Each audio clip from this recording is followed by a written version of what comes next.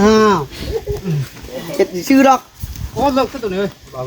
có lực là cái đó như cháu đi thầy có một cặp tay lại mua cái ngon này bò đem cái leo đấy má phi ai nó vươn bọ nhớ cứ đi vươn đấy vạt này nó đi chạy đi chạy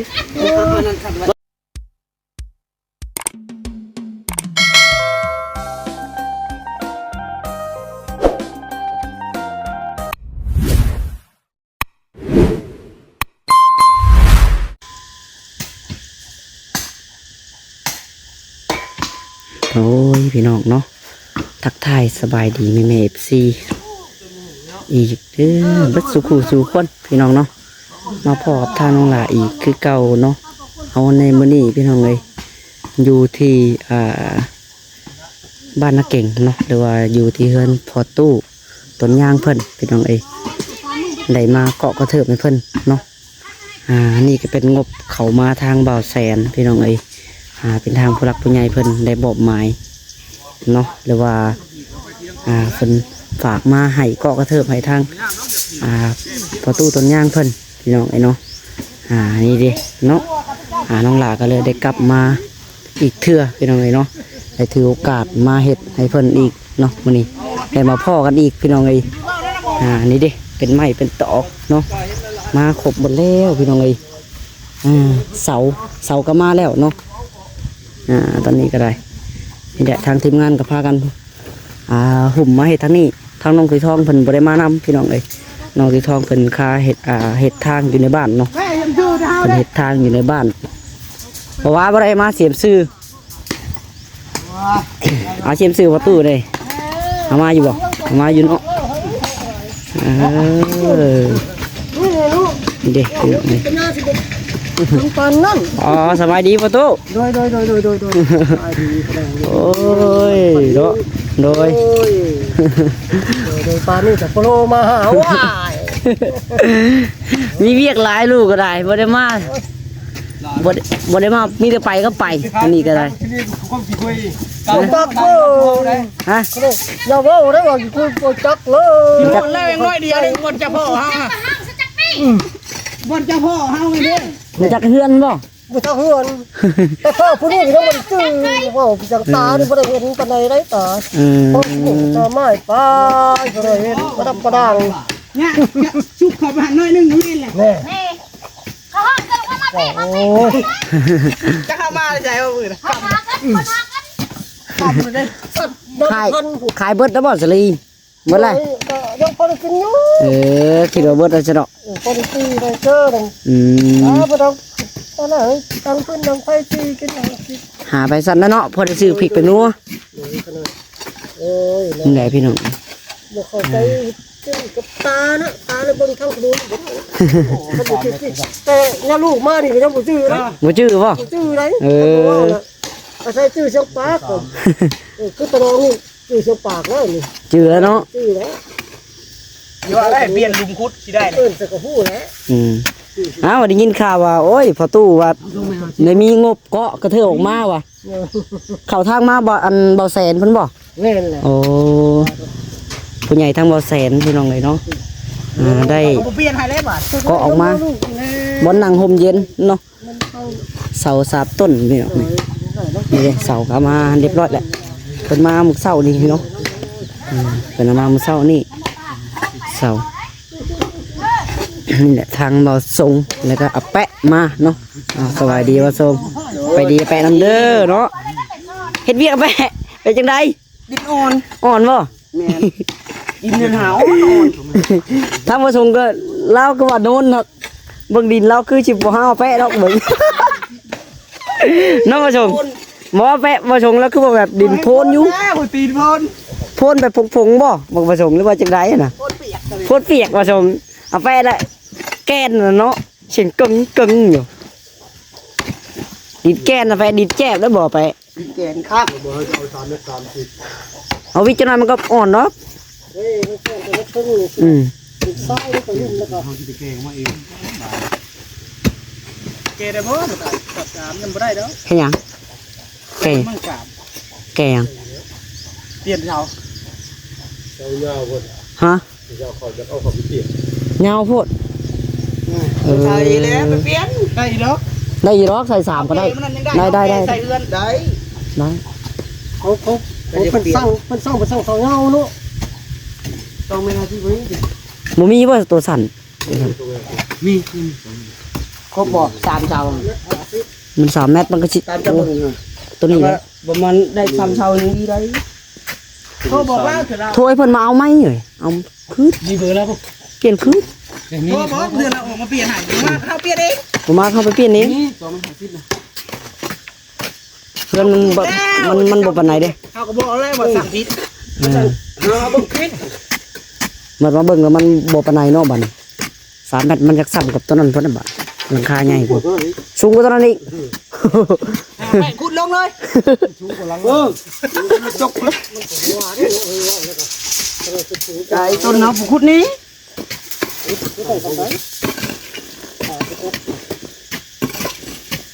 แล้วไปเอ้ย มันเกาะกระเทิบมันก็ต้องรุดตัวนี้ลงมาอีกพี่น้องเอ้ยมันจะเกาะได้เนาะ มันสิเพียงกันมันก็บ่ปานใดเนาะมันก็เป็นได้บ่ได้มันก็ยากแน่คันเฮ็ดมันก็ได้อยู่แต่หลังคามันก็สิบ่ค่อยแข็งแรงปานนั้น ของพระเจ้าคือเขาในเนาะของพ่อคือข้างนอกว่ะลุงพ่อคือเดี๋ยวว่า นะคือยี่ร้องเจ้าน่ะย่านน่ะแปะอยากเป็นบิดเบี้ยวน่ะ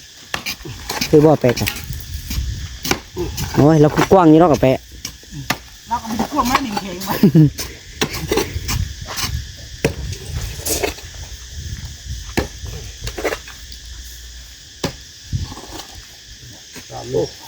เอา3เมตร อันนั้นเด้ซะ ตัวไม่ละ10ปี กระ2 เมตร 50พอดีเนาะ ลุดกันหาสิบปีนะเนาะ ลุดลืนกัน50กว่าตัวน่ะ ตัวเราเปลี่ยนเลยด่วน โทรหาเพิ่นดูนังเทื่อเพิ่นเอามาเปลี่ยนให้ เพื่อเบิ่งมาฮักกับเปลี่ยนเอง บ่ว่าเฮาก็แก้มือเปลี่ยนเอง ไปแล้วบอก รถไถเฮาน่ะจำเป็นแล้วเนาะ ว่ามันสิได้3เมตรนี่เนาะ3เมตรเนี่ยเอาขุดลึกเอา อืม นี่3เมตรโอเคเลย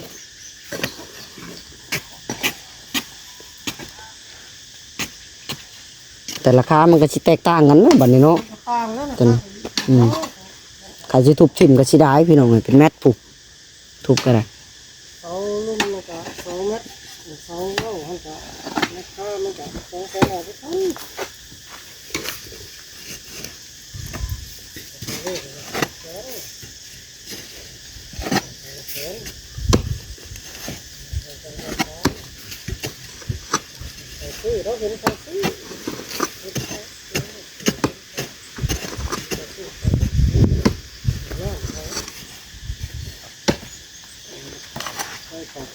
ผมมืดๆอยู่นี่เนาะบรรยากาศเย็นนะดิพี่น้องอืม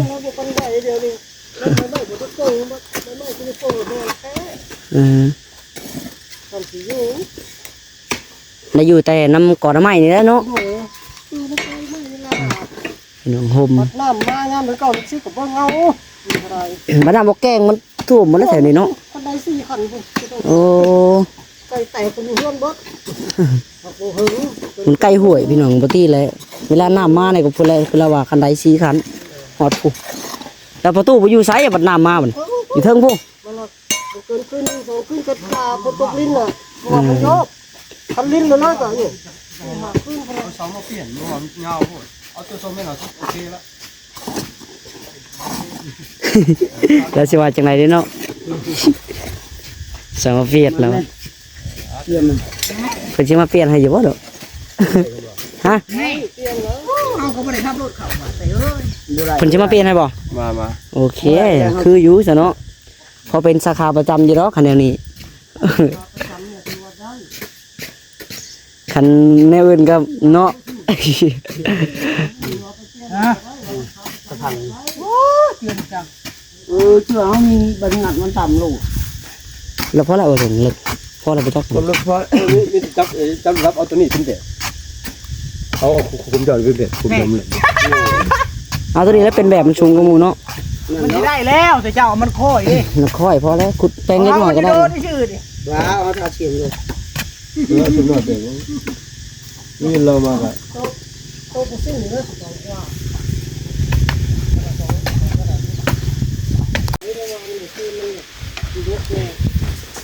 เอาแปะใส่หมองใช้แปะทางลงคุณบอก คุณ โฮม เด้อหาแปะใส่หมองหาปลาเที่ยงเลยวะ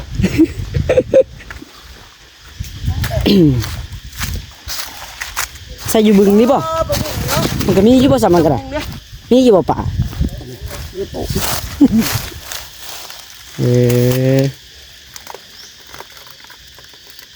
หาลายตอกออกมาสิ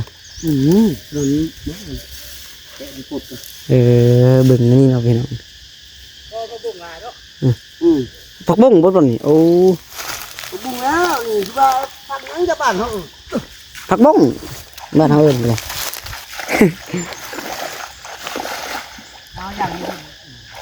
คือถึงใจแปะแล้วเดี๋ยวนี้เนาะไล่ปลาในบึงนิดหน่อย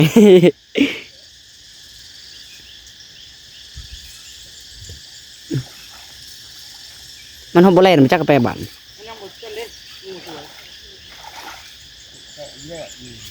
เนี่ย โกะน่ะโกะนี่ค่ะ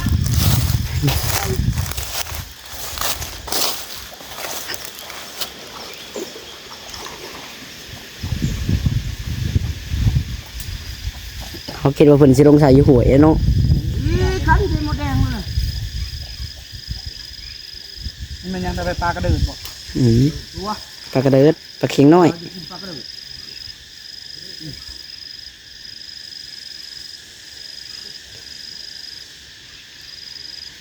โอ้ยกับตำมุงเนาะ อืม ผักสดๆจากสวนบางทีเราไปไก่กันนะเด้ไก่ว่าสดนั่น ผักบุ้งเนาะ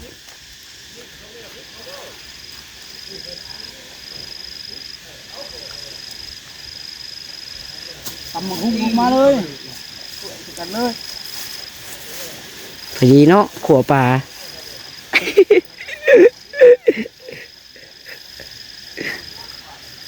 ปีนจัก บ่มีบ่มี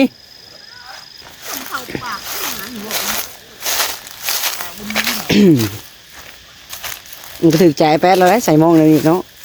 น้ำน้อยเดียว ปลากระเดินผมเนี่ย อุ้ยปลากระเดิด ปาก ปลากระเดิดมันแล่นดีแต่เนาะ แต่หมักหักดีเลย โอ้ย่างกับปลาผักบุ้งนะครับเนาะไปเนาะ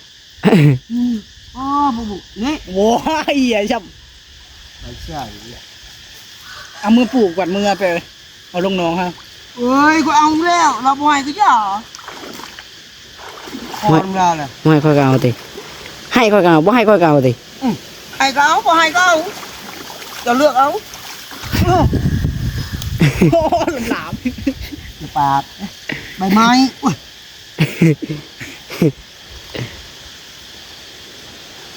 ปลาตีนมอง ถึงแจ๊แป้ง นี่เราก็เอิ้นปลาตีนมอง ยังเลยเว้ยยังเลาะปลาผักบุ้ง ตาย ยังเลาะปลาผักบุ้ง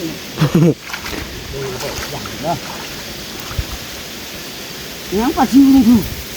ถึกมันจะถึก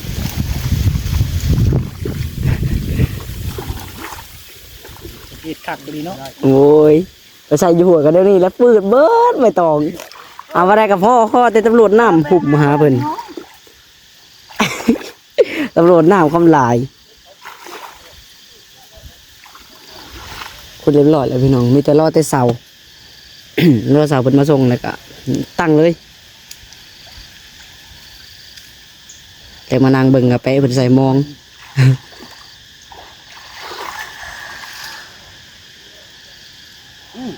ยังตัดมามีที่สวย มันจะอ่อนผักบุ้งแล้วดัง หลายเนาะ นอนเนาะ ผักบุ้งบัดพี่น้อง เด็ดเอาเด็ดเอา เราปลูกบ่แล้วมันเกิดเอง จักเขาเกิดมากจะมาจะควบกับเห็ดกินเลยนะมองผักบุ้งมัน น้องผักบุ้งเนาะเพิ่นเนาะ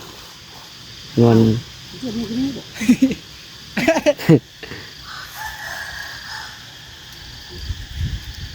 โอ้ตอนเนี้ยไปทำกินเนี่ย มันมานเลยเนาะ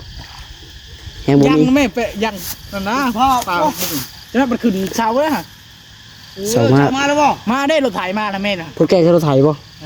เดี๋ยวเพิ่นใส่รถใหญ่มา รถไทยกว่าเอามองเอาตัวนั้นจะได้ยังไงครับ ใส่ปลาไหวไป ไป ใส่ปลาไหวพอดีรถไถมา เอาลง ย่างนะแม่ว่าบาทนึงย่างอ้อมขึ้นเหนืออย่างอ้อมแล้วก็ใส่ปลาไว้แล้วก็ไปบัด มีตำหุงเด้อใจมุดที่นี่ไร ฉะนั้นแล้วจะก่อเจ๊นึง เข็นไปฮอดพุ่นซะดอก คือไปแง่ทำไปถึงหนาม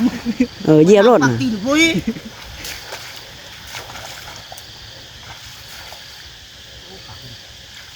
ลายแบบอันเดียผักบุ้ง ผู้ย่างเอาถึงบ่ พอไหลงูจะขังโลกนี่เนาะ บ่มีงูก็ไล่คักอะไรอยู่เนาะ บ่แม่น มันกินนี้แล้ว โอ้ยอย่ามาเด็ดมันแม่มันยุบ มันเชียวเนาะ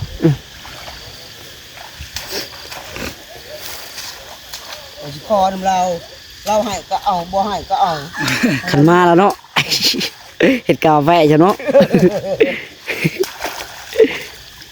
ให้ก็เอาบ่ให้ก็เอาแล้วอะ จะไร นี่เนาะขี่ว่ารุดไปจ้ะให้ก็เอาบ่ให้ก็เอาไป ปลากระเดินเนาะไปเนาะ ทอดเอาไป ปักก็ดู กำลังเป็นวัดนี่ทอดเอา วางปลากระเดิดเนาะปลาเค็งมีอยู่บ่แปะปลาเค็งน้อย ไม่ได้บอก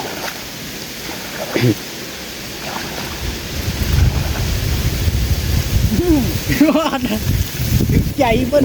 ก็เอาบ่ให้ก็เอาเลือกเอา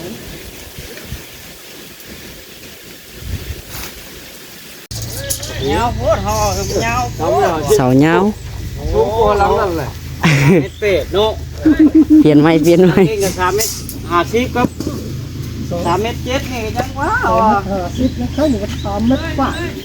คำมันใส่หลังกับหลังใหญ่นะแม่ กระโดดใส่ โอ้ยกระเถิบลงเลยนี่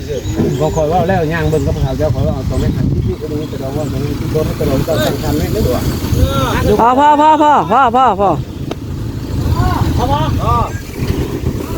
เล่นไปเอาไม่เก็บตัวนึง คือมันเจ้าเก่าเจ้าเดิม นี่แหละตัวนั้น2ต้น2มาหาสิมาเยอะผู้แห้งสิมาผู้แห้งน่ะเอาไว้ มาไว้ได้ไปเอ้ย มาย่อตั้งเลยได้ ไม่เล่นย่อตั้งเลยย่อตั้งเลย ย่อตั้งเลย ย่อตั้งเลย เอาลูกคุมเลย แห้ง เอาลงคุมเลยฉัน คนลายแห้งแล้วก็เดี๋ยวตั้งหน้าโน่นมันก็แล้วเขาเลย มันเริ่มเอาเสาใดไหนพ่อตั้งเสาใดนี่เราตั้งผมก็ได้ต้องพูดแป๊บเดียวนี่เนี่ยกลางเอาตัวนี้เอาถ้าลง10 บาทเสาได้ก็ได้ให้ช่วยลมเอาบ่จะมัน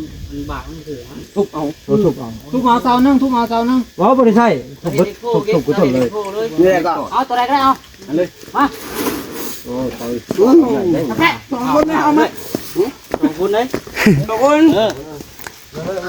เดี๋ยวจะมายังหลายคนเลย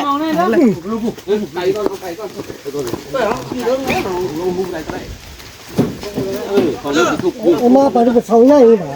เอายกเลย เสาใหญ่กว่าเสาแล้ว เฮ้ยคักนิดเอากระทักนะเจ้าได้ จะคักบุคักแล้วเหมือนเสาใหญ่แบบ กันเสาทำกันเกิดกันยาวถามว่าเจ้า คือว่ามันเล็กตัวเดียว มันสั่นเลยตัวใหญ่อ๋อมันขนาดแค่2หนา13ทำกัน หนักอย่าง2 คนยังได้ ผู้เดียวหน้าไปเจ้าน่ะ อยากได้ยินครับนี่ถึงเลยเดี๋ยวไปย่อเสาหนา15เท่าไหร่ เอาแล้วตัวนั้นอันนี้หนา12 นายเช้า 13เหมือน 13 เมตรเอ้า2 เมตร 60เอาไม่ทัน คุณงานไม่นี่นะเก็บยอดยอดตั้งเลยเนาะบริการเต็มที่เลย มาช่วงเอา2ไปมาลงมา ไว้ ทีมเสาได้ ไปบอกเลยบอกว่าขี้คุย 2 คนแล้วเนาะ 2 คนอยู่แล้ว เจ้าอยากกับเชยๆแล้วนั่นเอามันฮอดเสาแม่ อ้าวเจ็ดชื่อดอก ก็เลิกซะตัวนี้พอเลิกเลยก็ย้อนยังเจ้าดิไทย ก็มันก็เตะลายพวกได้เงินนี่ บ่ยังไปแล้วได้มาพี่ไอ้ยอขึ้นบ่ ย้อนขึ้นได้เพิ่นได้บาทนี่เนาะ ดีใจบอกคำสั่งด้านผู้นี้ตลอดไหมด้านผู้นี้ไป2 เมตร 7นะเราขึ้นทำตัวนั้นเลย2 เมตร 7นะปีนหมากเขียมลงไม่ได้ละถึงแล้ว ปินลงแล้วเหรอ แบบนี้แล้วเตะขัด ปินมาเทียมลงได้เลยครับเหรอ อยู่แล้วมาหามาลุ้น คนมาดูเจี๊ยบอย่าง คนมันพออยู่แล้วขึ้น เอ้าเริ่มนี่ทางนี้ขึ้นแล้ว จะมีน้องปีคนเด้ นี่เอาอยู่เบียน ทำลงทำเบียนช่างอย่าง ต่างกันนะน้อง เราพ่อมัน ขึ้นเบียงหาขึ้นมาด้วยป้าชีหาคนถึงป่ายอ่ะยุ่งข่าวได้ไหม พี่ยกจำได้แล้วจะเข่าคุกเข่าแล้วโอ้สาม ลอย เขาเจ้าจะไปน่ะ มี3เจ้าอยู่ได้6เจ้ามาน่ะเอ้าเงามัน เราอยู่มาอยู่นี่เด้ เอาส่งมาดิเราต้องจัดไปเลย อันนี้ว่าชุดนี้ว่าเข้าไปอ่ะ ตะกี้ว่าจะไปวันนี้วันนี้เทให้ตะร้องตะกี้ว่าเล็กกูเลี้ยวเลยตัวนี้วันนี้จะได้ไปไว้บ้าน เอาตัวเองมาให้ก้น เอาตัวประเดี๋ยวมาให้อ๋อแล้วมันยา มาเจ้าในบุลุกเนาะแล้วก็ย่อจ่อยในบุลุกเท่านั้น ว่าภัยแล้วออกมา นั่นเขานั่นเนาะ กระตังบนลุก เขาก็บุลุกเขาก็ตั้งให้ ขึ้นเลยเจ้าไม่ได้กูจะใส่ข่าวก็ถึงนัวชื่อ แล้วมึงพร้อมไหนมุ่งก็ให้มุ่งพร้อม เอาถึงมามุ้งค่อยเลย บ่มาก็ หาเบ้น้อยเด้อตัวนั้น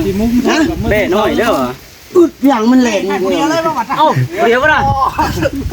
จะพูดแห้งหุ่นหมอตีมันเลยย่าง บ่แล้ว ตีมือแล้วพวก บางนั้นพวกมักตีเขาก็ถอยบั่น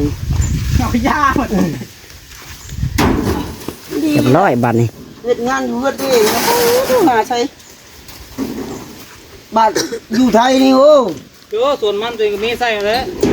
ปลูกแค่มัน เย็นก็ได้เลยไม่อยากเข้าซอกเลย เย็น ตอนแรกต้นเที่ยงไปเขาส่งไปเพิ่น ผมค่ารถอะไรก็ได้เอาค่ารถอะไรก็มาไปเลย สิมาคุกกับเพิ่นอยู่นี่แล้วเพิ่นมาส่งกันสีกระเดียวลุงวันเองว่ากระเดียวลุงวันเองก็สิมาส่งกันสีอยู่ไทยหรือเจ้านี่ ก็คบอยู่นี่นะ ก็รักจะออกแล้วจะรักออกแล้ว คบกันอยู่นี่แล้วนะเรามาส่งกันสี คนงานจะคน3คน งานได้ลูกระเบิด ดูระเบิด โมเป็นคนงานอะไรไป 2คนกาทิ้ง2คนเอาไว้ชอเอาไว้1 เมียนไหมผู้เสียงแดงเมียนไหม เอาเราไปปลูกปอนเราห่วย เชิญมาที่เมียน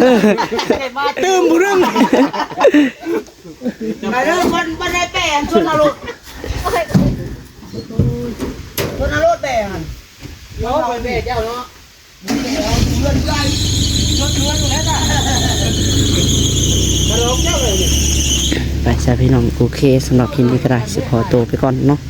จังใดก็ขออยู่ดีมีแห้งกับทุกคนพี่น้องเนาะบ๊ายบายสบายดี